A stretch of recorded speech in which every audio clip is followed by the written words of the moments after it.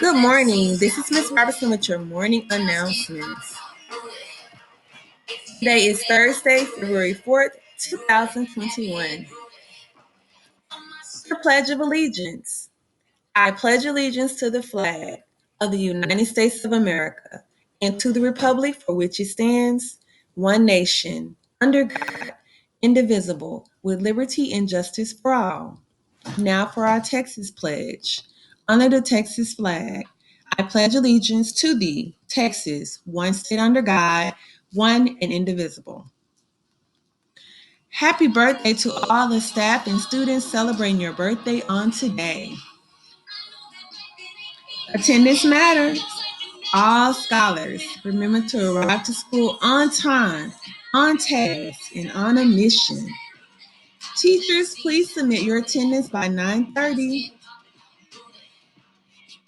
And now for Black History Month, the Tuskegee Airmen.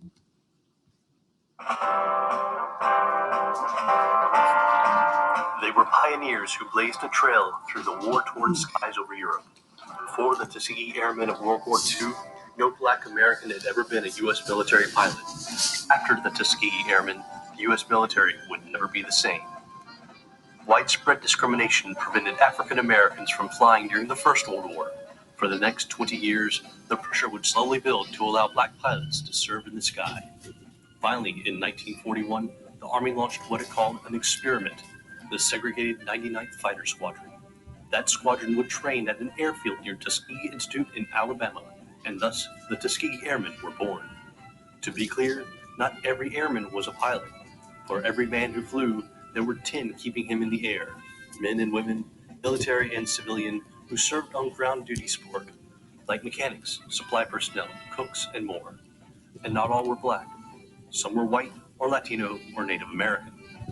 One notable woman who helped the Tuskegee Airmen take off into history was the First Lady of the United States. Eleanor Roosevelt visited the squadron in 1941 and insisted a Black pilot take her up, and that photographs would be taken. These photographs helped convince President Franklin Delano Roosevelt to send the unit into action, first in North Africa and later in Europe. The 99th, along with other squadrons, would later form the 332nd Fighter Group in Europe, their planes boasting tails painted bright red.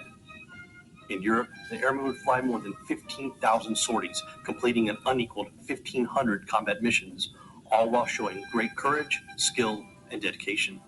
Among their decorations, 150 distinguished flying crosses. Squadron leader Benjamin O. Davis Jr. would eventually rise to the rank of 3-star general, receiving a 4th star post-retirement. The Tuskegee Airmen were deactivated in 1946.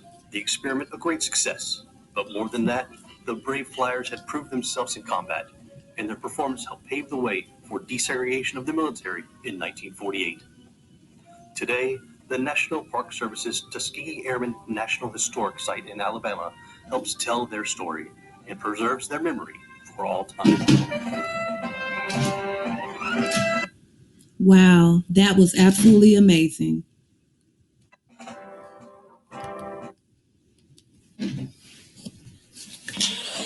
Are you ready for a joke? What do you call a pig that knows karate? Pork chops. Thought of the day. Life is tough, but so are you. Virtual classroom rules. Be on time. Keep yourself muted. Listen. Act like you're at school. Turn on your video. No eating during class. Sit in one spot during class. Raise your hand to talk. And have fun and do your best. And now for our Tiger Creed. We are tigers. Together we unite. I respect myself and others. Grit conquers all.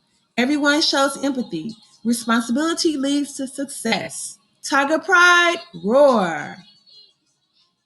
This concludes your morning announcements. Make sure you wear your mask and stay 6 feet apart. Have a thrilling Thursday.